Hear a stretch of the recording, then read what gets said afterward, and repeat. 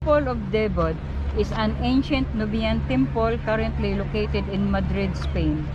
The temple was originally erected in the early 2nd century BC at 15 kilometer south of Aswan, Egypt.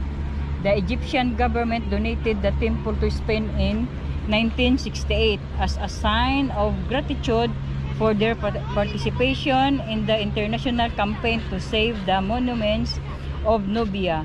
It was dismantled, transported, and rebuilt in the Parque de la Montaña in 1970 to 1972. It is one of the few works of ancient Egyptian architecture relocated outside Egypt and the only one of its kind in Spain. Wow. All right. This is Thank you. That's amazing, isn't it? Yeah, this is the only That's one it. outside. So